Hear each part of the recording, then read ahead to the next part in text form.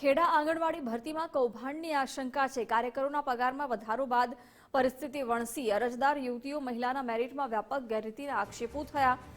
અપરિણિત કેટેગરીમાં પરિણિત ઉમેદવાર મેરિટમાં આગળ છે। અન્ય ગામની મહિલા ઉમેદવારને મેરિટમાં આગળ બતાવતા અરજીનો દોર શરૂ થયો છે।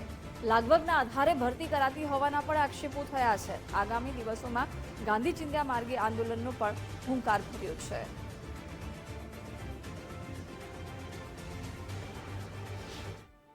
મને નામ નથી આવ્યું। મેરિટ કઈ રીતના કાઢી એ ગણતરીની પદ્ધતિ જ ખબર નથી પડી, પણ જો હજુ સંતોષકારક જવાબ નહીં મળે તો હું આરટીઆઈ મુજબ માહિતી લઈશ ને ઉપવાસ કરું છું।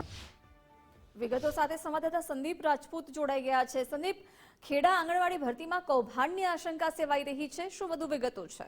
હજી ચોક્કસથી વાત કરવામાં આવે તો જે આંગણવાડી જે કેન્દ્રમાં ફરજ બજાવતા જે કર્મચારીઓ છે, જેમ કે ખેડાગઢ અને જે ખેડાગઢ સહિતના જે કર્મચારીઓ છે તેમના પગારમાં જે કોર્ટના નિર્ણય બાદ પગાર વધારો થયો છે, ત્યારબાદ જ કહી શકાય કે જે આ સમગ્ર મામલે જે ભરતી પ્રક્રિયા છે તેમાં ગેરરીતિના આક્ષેપો વારંવાર થઈ રહ્યા છે। સમગ્ર મામલાની વાત કરવામાં તો ખેડા જિલ્લામાં અત્યારે જે ભરતીની વાત કરવામાં આવે છે તેમાં ભરતી બહાર પાડવામાં આવી છે, જેની અંદર જે જરૂરિયાત જે મહિલાઓ યુવતીઓ છે તેમને ભરતીની અંદર ઓનલાઈન પરીક્ષા આપવાની એટલે ઓનલાઈન રજીસ્ટ્રેશન કરવાનું હતું, તે રજીસ્ટ્રેશન કરવામાં આવ્યું હતું, પરંતુ જે મેરિટની બાબત કરવામાં આવે છે, કારણ કે અપરિણિત જે બહેનો છે તેમના દ્વારા અપરિણિત જે કોલમ છે પસંદ કરવામાં આવ્યો હતો ને એની અંદર જ અરજી કરવામાં આવી હતી। એવી જ જે મહિલાઓ છે તેની સામે ચક્કા અથવા તો વિધવા જે મહિલાઓ છે તેમને પ્રાયોરિટી આપવામાં આવે છે, પરંતુ આની અંદર ક્યાંક ને ક્યાંક કાયદાની છટકબારીનો પ્રયોગ કરવામાં આવતો હોય તેમ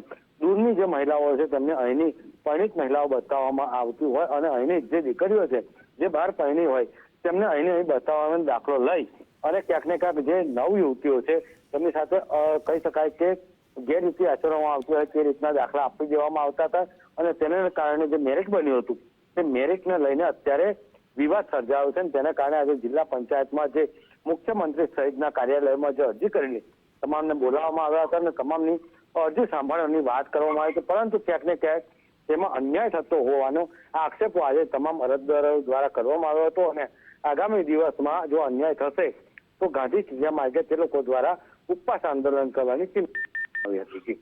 જી સંદીપ, આભાર જાણકારી માટે।